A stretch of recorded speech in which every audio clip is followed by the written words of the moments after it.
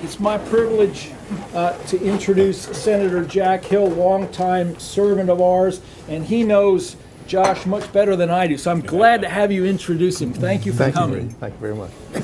Well, I'm very honored to be here with you this morning, and I'll try to become a more regular attendee. It's been really tough during the session to attend your meetings, but I've historically attended these meetings from time to time, and I'm glad to come. The second thing is I've historically supported your efforts.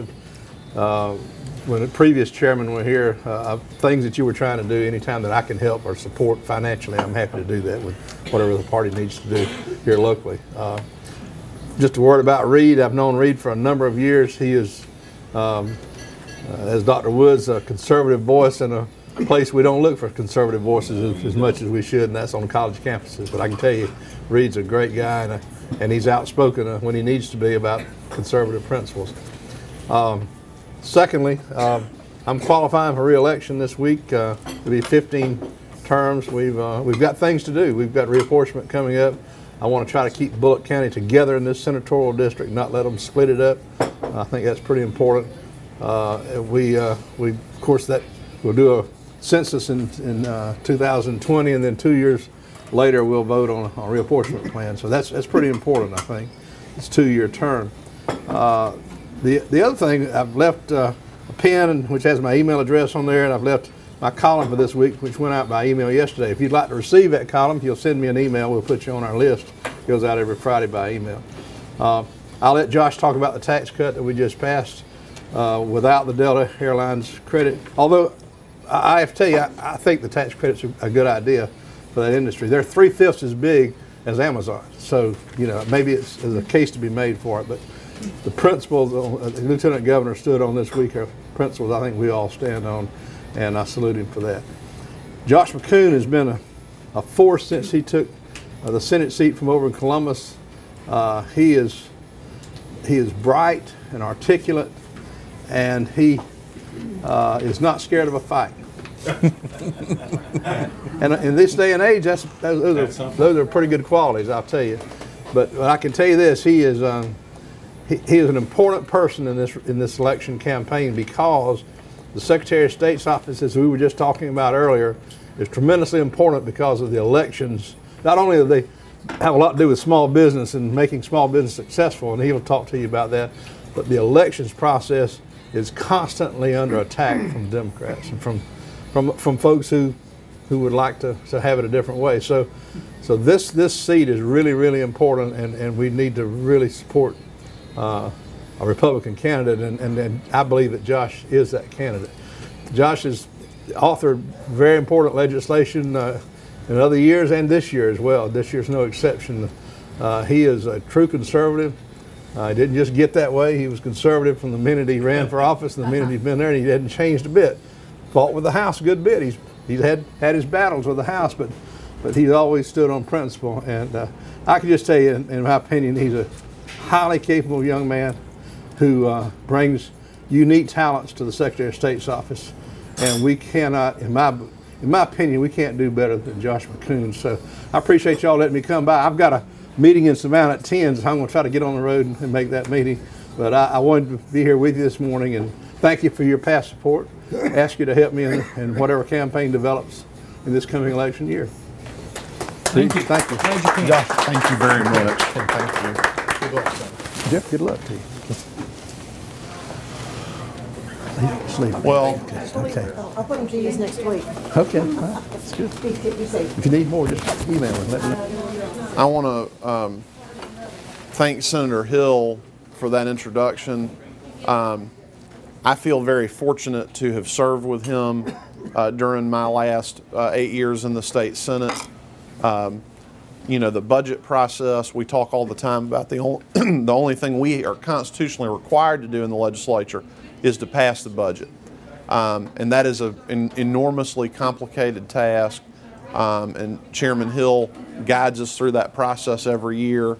And I know y'all are familiar with that, but I'm very grateful to him for his leadership and helping those of us in the Senate when we're trying to fight for things in the budget process. He's been a mentor and a friend really since the day I walked in the door, and I'm very appreciative of his support in this campaign. What I'd like to do with my time with you this morning is to talk a little bit about who I am and where I come from. I know a couple of y'all, but I know a lot of y'all, this is the first time you're meeting me. I want to tell you why I'm running for Secretary of State, what I want to accomplish in the office, and then why I think I'm your best choice in the May 22nd Republican primary. So my family came to Georgia because my great-grandfather had a job opportunity to come to work at the Eagle and Phoenix Textile Mill in downtown Columbus. He worked in that mill for 50 years. My grandfather dropped out of school in the 8th grade during the Depression to help take care of our family. He worked a lot of odd jobs until World War II broke out. Then he enlisted in the Army, went down the street to Fort Benning. He served in the Pacific Theater during World War II until the war ended. And then he moved back to Columbus. He married my grandmother, who worked at commercial printers there. He was a milkman for Wells Dairy. He was a conductor for the Central of Georgia Railroad in Columbus. And then eventually they saved up enough money to open a little grocery store at 5th Avenue and 8th Street in downtown Columbus, not too far from the mill.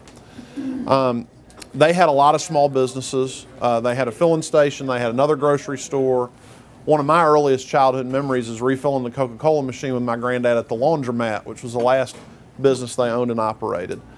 My dad was the first member of our family to go to college. He went to Auburn University and worked in that same Eagle and Phoenix textile mill in the summertime to earn tuition.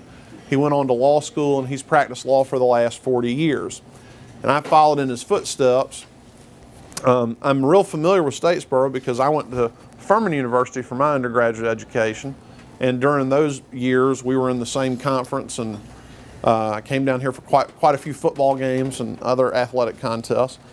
But then I went to law school, and this is kind of, they tell you in politics, get the bad news out of the way early on. I went to the University of Alabama for law school, and that does not go over well, I'm learning, in some parts of the state. But I will tell y'all, I know several people in this room know who John Barrow is, and he's the likely Democratic nominee in this race.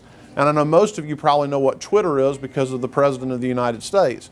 So, so John Barrow gets on Twitter the night of the national championship game, of course, is Georgia and Alabama, and he says, "I hope everybody running for Secretary of State's pulling for Georgia tonight, even Josh McKoon, who went to the University of Alabama." So, of course, and this is the truth. Since I was very young, I've been a big Georgia fan, and it's been a big conversation with my dad and my mom because they both went to Auburn.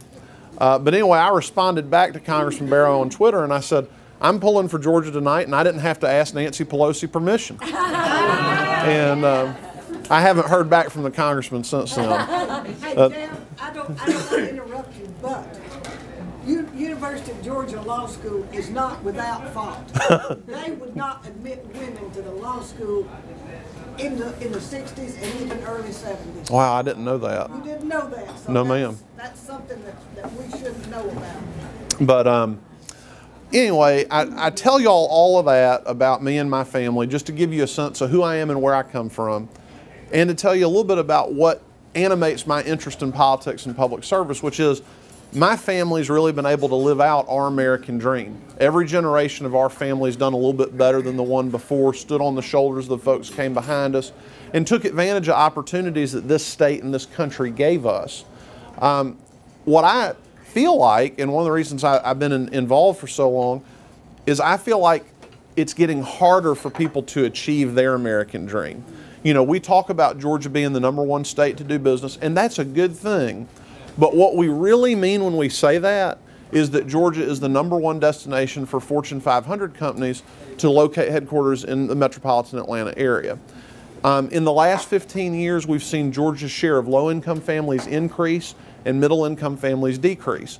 It's getting harder for people that are starting out particularly to grab that first rung on the ladder of economic success. And I think the primary obstacle is a government that has gotten too big and gotten in the way. And so that's why I was chairman of my local Republican Party. That's why I ran for the state Senate. So why Secretary of State? I'd been in the Senate, I guess, for 6 years, going into my 7th year, and I made a decision not to seek re-election. That was before I had any idea this opportunity would come along. Had some life changes that occurred in the last couple of years. In the summer of 2015, my mother was diagnosed with stage 4 pancreatic cancer. She passed away 11 weeks to the day of her diagnosis.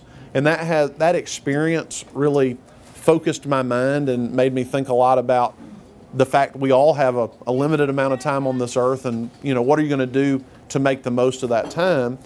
And in August of 2016, I made one of the best decisions of my life, which is I married Jacqueline Bird. And all those things kind of got me thinking, maybe it's time to step away from elected office for a little while, focus on my law practice. That's my full-time job. I'm a practicing attorney. And then Secretary Kemp decided to run for governor, which created this open seat about 6 months after I'd made my decision not to run again.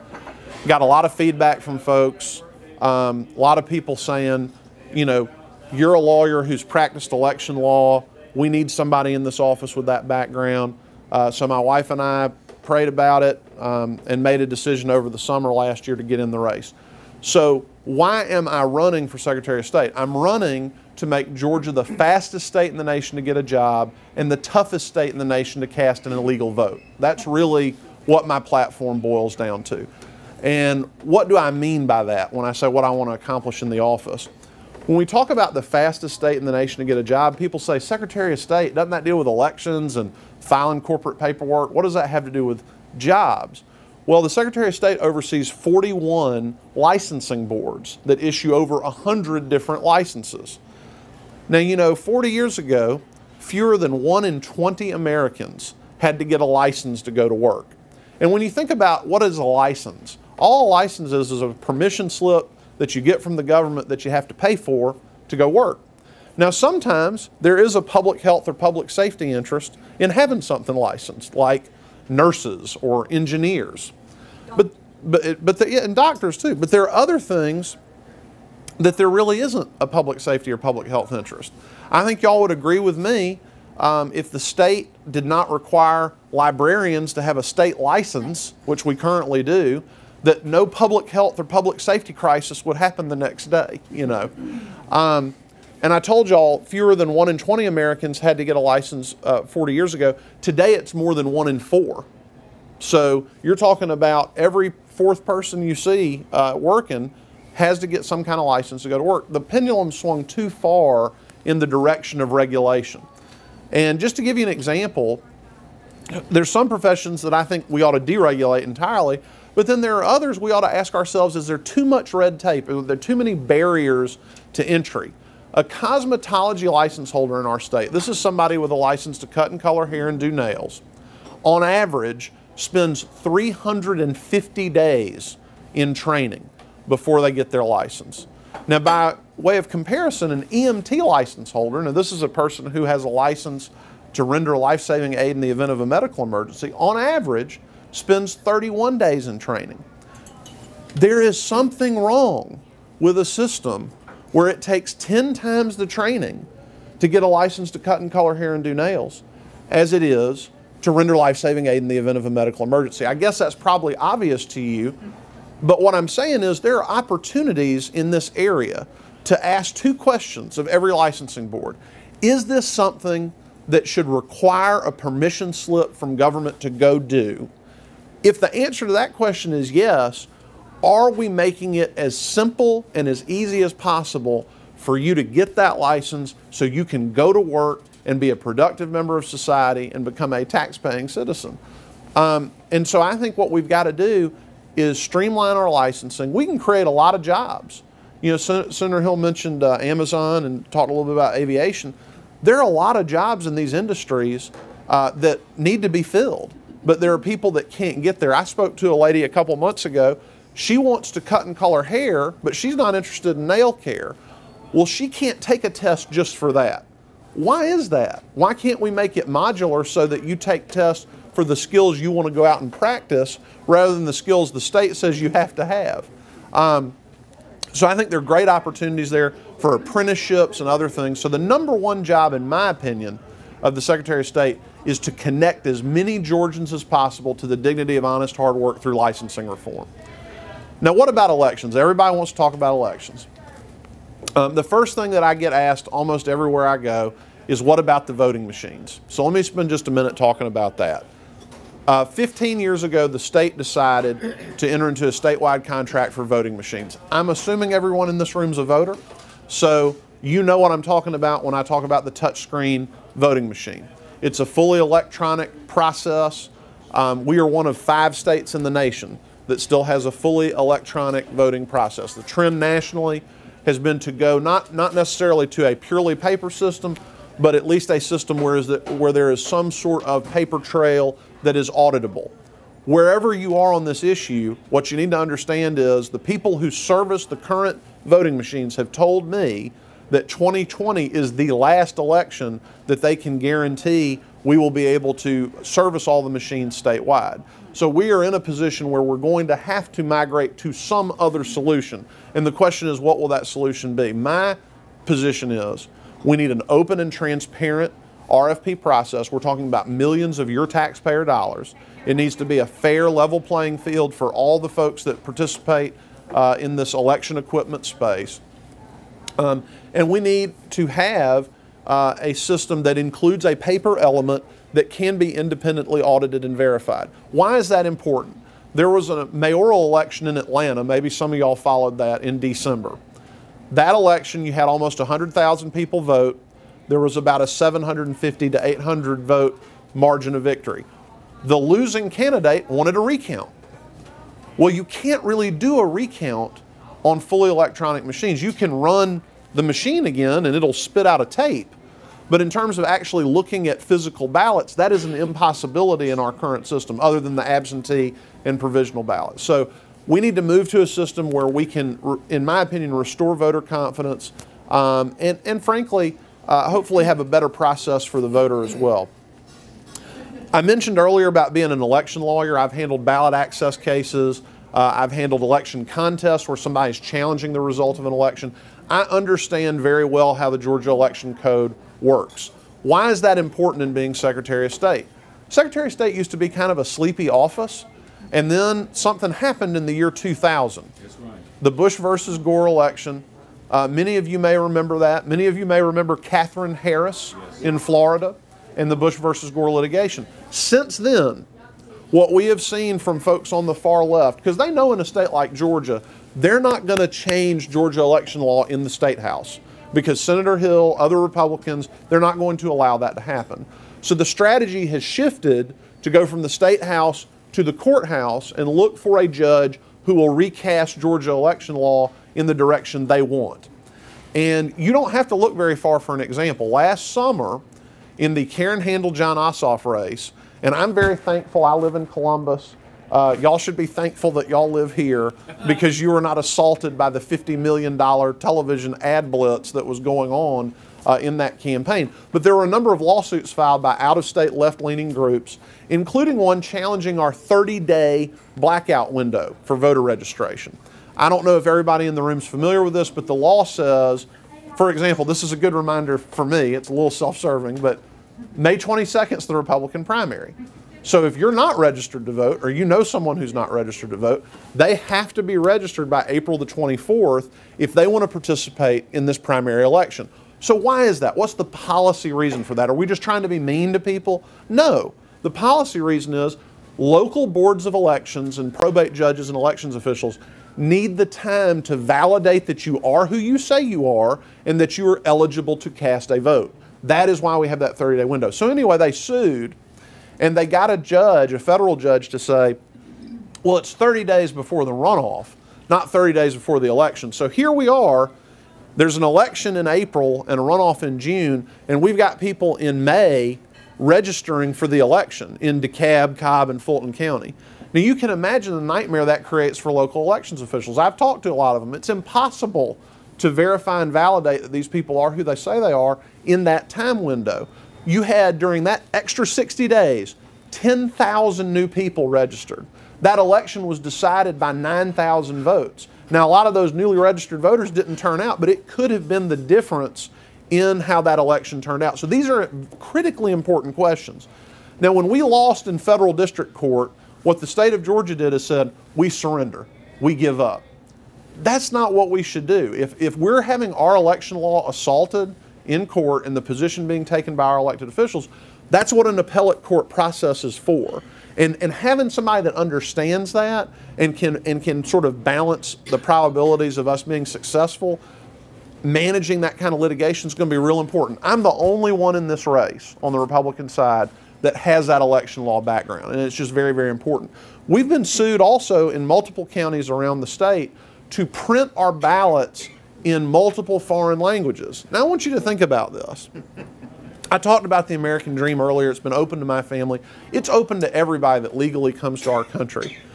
And I grew up going into homes where English was not the first language spoken at home, okay? I'm not talking about that. People can have whatever culture they want to have. But when the government is communicating with folks, the government ought to communicate in the common language for a variety of reasons. And when it comes to voting, if you become a naturalized citizen, when I talk about this around the state, the people who get angriest about it are brand new Americans because they've been through the citizenship process. They've taken the citizenship test, which includes an English test, okay? But yet we have these far left groups trying to force counties around our state to accommodate multiple foreign languages. Gwinnett County spending over $700,000 of taxpayer money every year to pay for translators at the polls, bilingual ballots, and so on. As your Secretary of State, I'm going to do two things. I'm going to fight that on state and local elections because that is not something the federal government can mandate for state and local elections.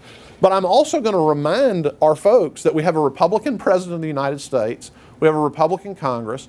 We need to change those provisions in federal law to say, look, you need to understand English well enough to vote. Now, I will say on this subject, if you've ever read some of these constitutional amendments, even if English is your first language, it can be difficult. And I do think we need to work on making it easier for folks to understand those ballot questions. I'll say just a brief word about absentee ballots and voter fraud. People on the left say voter fraud is a myth, that that's just something conservatives make up to make it harder to vote. Nothing is further from the truth. We had a situation in Columbus. Lady comes into the elections office. She's got an envelope. Envelope's got 19 absentee ballots, okay? And she's trying to hand it to the clerk to vote those ballots. Now, a friend of mine who's on our elections board says, hey, hold on, wait a minute. Don't take that back to the counting room. Where did these ballots come from? She said, oh, well, I work at a nursing home in town. This is just a service we're providing to the residents. And our Board of Elections member says, okay, well, we're going to separate these ballots out. We're going to do a little investigating. We're going to find out what's going on. 15 of they were all residents of the nursing home. 15 of the 19 residents could not sign their name or make their mark. They were in very, very bad health. But someone had filled out an absentee ballot application. Someone had voted their ballots. And by the way, I'm sure this will surprise y'all, but these ballots were not being cast for Republican candidates. I know that is a shock. But my point in telling you that is no one was prosecuted, no one went to jail. Why? Because we have 2 sworn law enforcement officers that work for the Secretary of State to cover every elections complaint in our 159 counties. Now think about that. If we had 2 state troopers, now some people might like this, if we had 2 state troopers for the entire state, how many speeding tickets would be written? Not very many, but we wouldn't say we don't have a speeding problem. We would say we have an enforcement problem because we don't have enough people on the roads enforcing the law. We don't have enough resources in the Secretary of State's office. Think about this on Election Day, because this is time sensitive, right? These things have to be investigated as they're going on. If there's a complaint in Statesboro, and there's a complaint in Atlanta, and there's a complaint in Augusta, and there's a complaint in Columbus, that's 4 complaints. How do we split those 2 guys up on Election Day to conduct those investigations? Now, do we necessarily need year-round help? Maybe not. Maybe there's ways we can leverage some relationships with sheriff's departments around the state, do some other things, but we've got to have the resources to investigate that. Just a quick word on the other functions of the office. The office also handles corporate filings and securities and charities regulation. What I'll tell you about all 3 of those kind of put together, we need a real emphasis on customer service. I want your experience in the Secretary of State's office, whether it's renewing your professional license, whether it's filing your corporate paperwork, I want that experience to be excellent, and I want it to be brief so that you can get on about your business that takes care of your family and puts food on your table. That's my sort of governing philosophy. And I think there are a lot of things we can do better. One other quick thing about licensing. Nurses, over 170,000 licensed nurses in this state, 550 complaints right now. Kind of, reasonable from a percentage standpoint. But those 550 people, whether they're guilty or not, it's taking 400 days to investigate those complaints. Think about that. You're in your job, you get hit with a complaint, you haven't done anything wrong, let's just say. A year and a half, you're under a cloud waiting for that thing to be resolved. On the other hand, yes, ma'am. Are they subject to like suspension or be off the job by their employer? So what often happens is the employer will let them go because they're worried about potential liability, which is also a problem for the employee. Now take the flip side of that. Say that you do have a bad actor who is a problem. They haven't lost their license, okay? But the employer lets them go. And again, we're talking about the healthcare space. What if they go to another town and go to work for another hospital? So it's a huge problem. Well, why is that a problem? We have 18 inspectors to cover the 41 licensing boards and over 100 licensed professions. So we're asking a state employee to walk into a hospital on a Monday, a barbershop on a Tuesday, a funeral home on a Wednesday, a chiropractic office on a Thursday, and be an expert in handling all that regulation, understanding all those businesses. Now, I'm not talking about a massive expansion of government. What I'm talking about is the money that they pay for their professional license ought to be going to the licensing board. But right now, that money goes into a big pot that gets divided up by the legislature. So I'm bringing forward a constitutional amendment that will allow y'all as voters to constitutionally dedicate those revenues so that the money goes where it needs to go. So this is not about raising anybody's taxes, it's about prioritizing our spending so that we can deliver the service we need to deliver. So let me close. It's dangerous to give a lawyer a microphone and a captive audience, so I'm gonna wrap up. Let me close by telling you why I think I'm your best choice in the May 22nd Republican primary. I would say there are 3 questions y'all need to ask about this race. The first question is can your candidate do this job on day one? This is not a simple job. There are a lot of different moving parts. There are a lot of different departments. Between my law practice and my involvement in the legislature, I've dealt with every aspect of the Secretary of State's office. I'm ready to walk in the door in January of 2019 and do this job. The second question you need to ask yourself is who can beat John Barrow in November, okay? Because I want y'all to understand, and I know some of you do from the conversations I had before the meeting started, this is the marquee race for the Democrats. It is not the governor's race. It is not the lieutenant governor's race. It is the Secretary of State's race. Why? Number one, look at how Republicans took control of state government. It didn't start in Georgia with winning the governor's mansion. It started with a public service commission race, okay? So these down ballot races are where the opportunities are because you catch the other side sleeping, okay? Second thing is, John Barrow, y'all know about him, okay? He's been elected in districts designed to elect Republican candidates. He is a slick operator, okay? You don't need to send your B team on the field to face John Barrow. There are 5 Republicans running. All of us are nice guys, okay? But you need your A player on the debate stage when it comes to not only communicating the message I've communicated to you today, but prosecuting the case against John Barrow, relentlessly reminding the public that he voted for Nancy Pelosi for Speaker of the House, that he voted with Barack Obama 85% of the time while he was in Congress. You've got to have somebody that is willing to do that over and over and over again. And being a lawyer, having that experience, I believe that I can do what needs to be done on the debate stage and around the campaign trail to remind people that John Barrow's not some conservative Democrat. John Barrow, their whole plan here is to take control of the elections machinery to make it easier to cheat. It is just that simple, okay? So I would submit to you, you compare me with the other guys, I think I'm that A player to be on the debate stage. The third question you need to ask, okay, he's ready to do the job. He can beat John Barrow. He said all the right things today. Will he do what he says he's going to do? That is the third and final question that I think is very, very important. One of the reasons that I started running for office, I worked on a lot of campaigns. We'd get the guy elected, and then within 6 months, it'd be like, what happened? Do they go to some room and tell them, to abandon what they campaigned on? When I campaigned in 2010 for the state Senate, I had one campaign issue. It was to bring ethics reform to the Georgia General Assembly. We were one of 3 states that had no limitation on gifts from lobbyists to members of the General Assembly, spending over $2 million a year. It would have been a lot easier for me. Senator Hill talked about picking fights with the House. It would have been a lot easier for my legislative business to simply get up there, realize it was too hard, and go back home and say, I know I promised y'all that, but we've got to be realistic. This just isn't going to happen. But I didn't do that. You know, I pressed forward for 3 years relentlessly, and we got the first ethics reform legislation in Georgia history because of it. Bold leaders do two things. They set out a vision, and then they relentlessly pursue that vision. Talk to anyone or examine for yourself my 8-year record in the state Senate, and I think you will be satisfied that I have a record of doing exactly what I tell you I'm going to do. So I'm asking for your vote on May 22nd in the Republican primary, or if you want to vote early, starting April 30th. I am asking also for your personal endorsement. This is a down ticket race. A lot of people don't know what the Secretary of State does. I had a fellow who has been very supportive of me in this race, who was introducing me around, and he said, this is Josh McKoon. He gets elected Secretary of State. He's going to travel the world and negotiate trade deals. And I said, that's Rex Tillerson. That job is taken, you know. But I say that to you to say, people don't know what the job is, much less who's running. So y'all know people, your family, your friends, people you go to church with, you work with. That's where I really need your help to say, hey, I met Josh on Saturday at breakfast.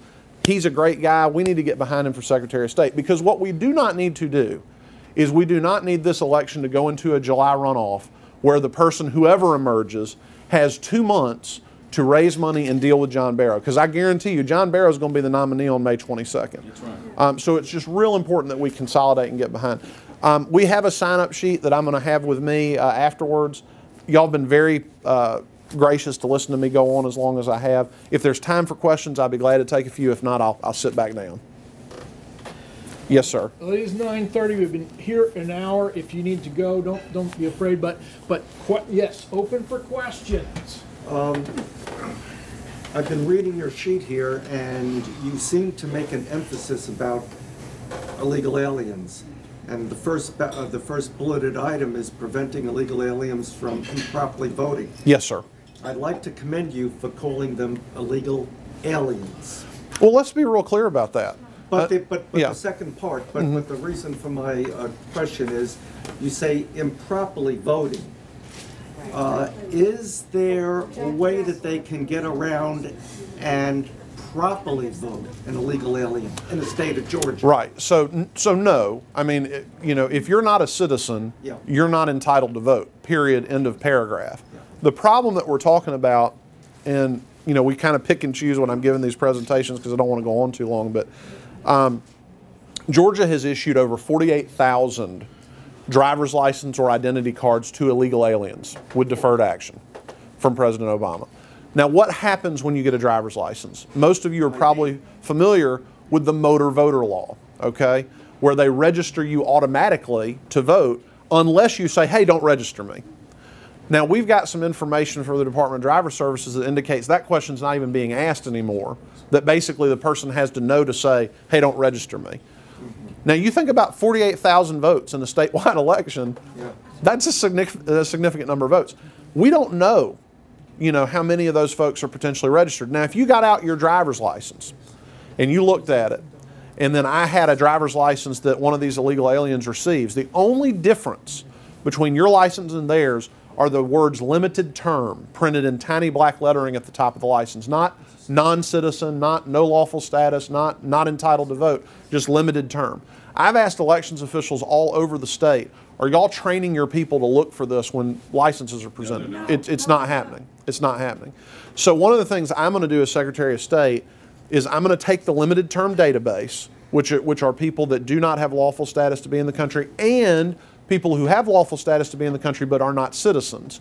And I'm going to work with all 159 boards of elections so we can purge any names from the system that appear to be not citizens, or we're going to call them in and require that they prove their citizenship status. So that's what that bullet point's talking about. Well, that's very good.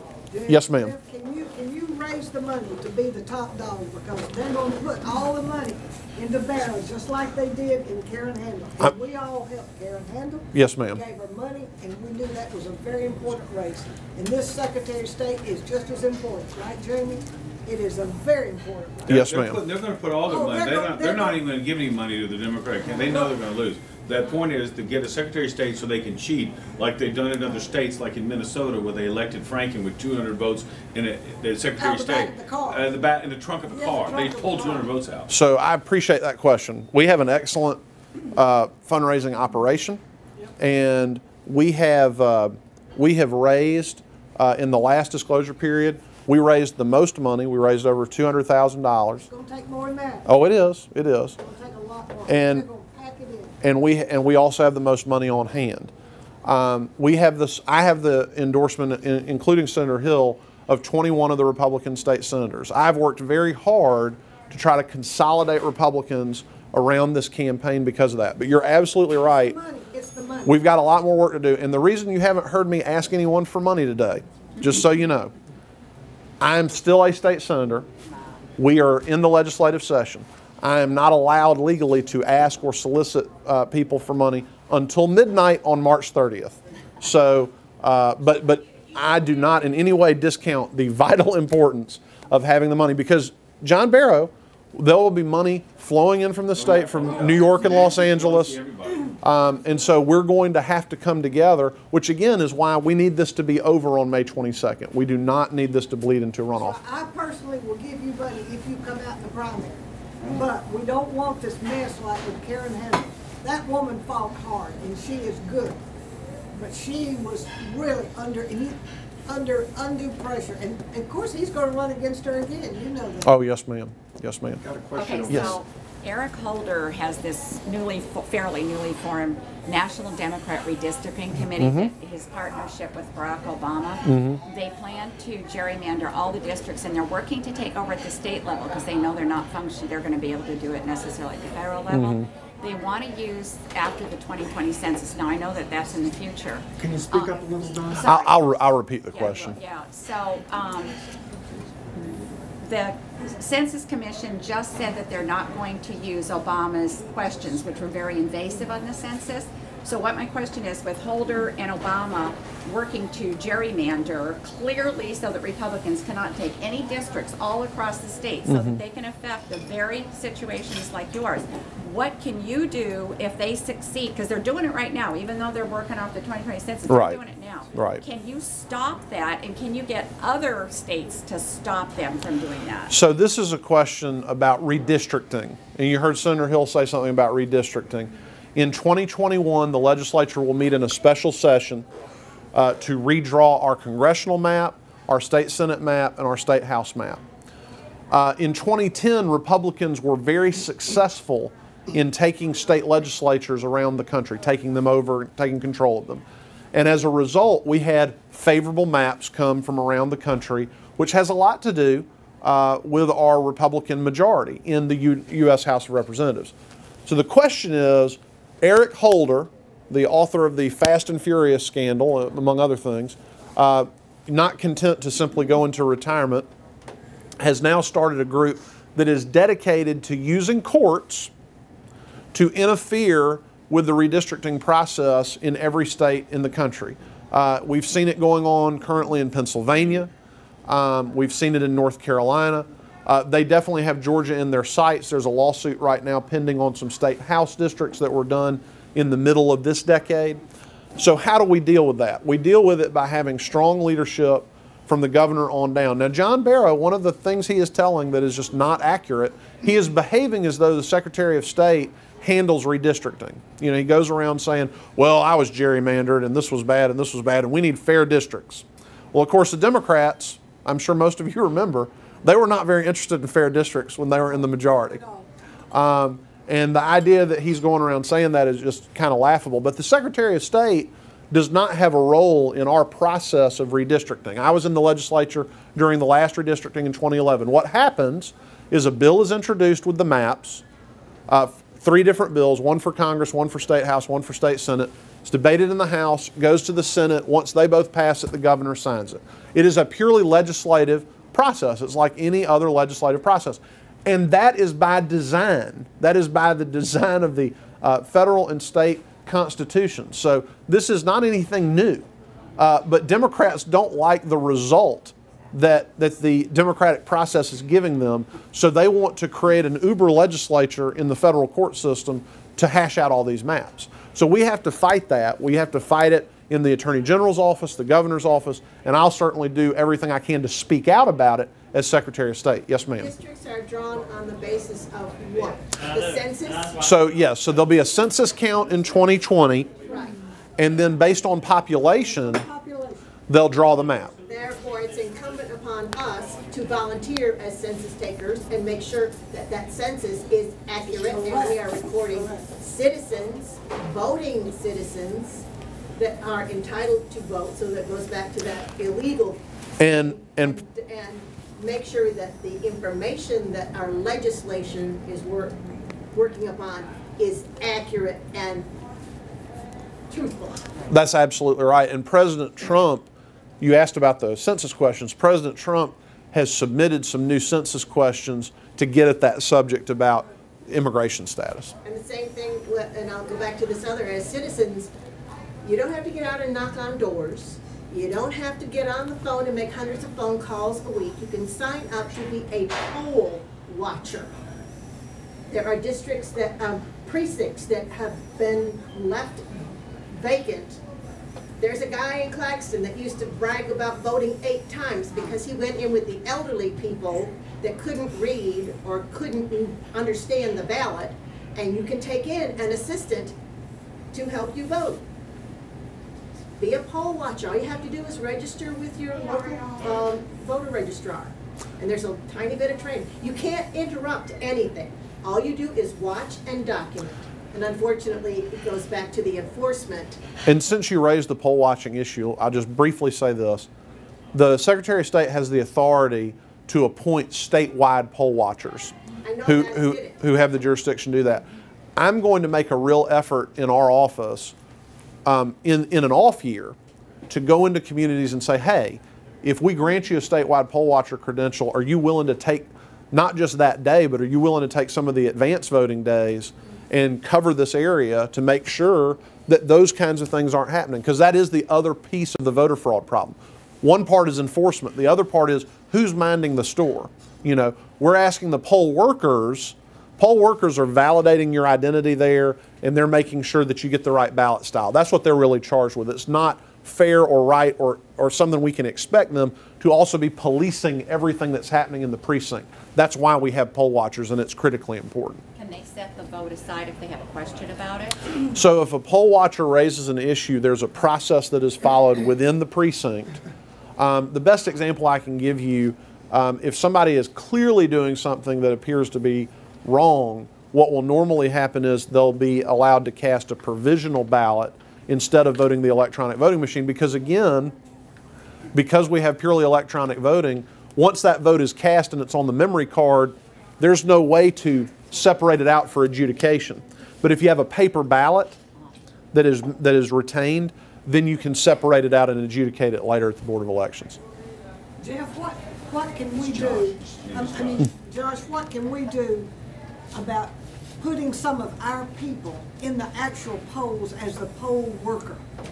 Because we know in some of these little rural areas, there are poll workers there, these little old ladies who are probably Democrats, have been there forever. What can we do?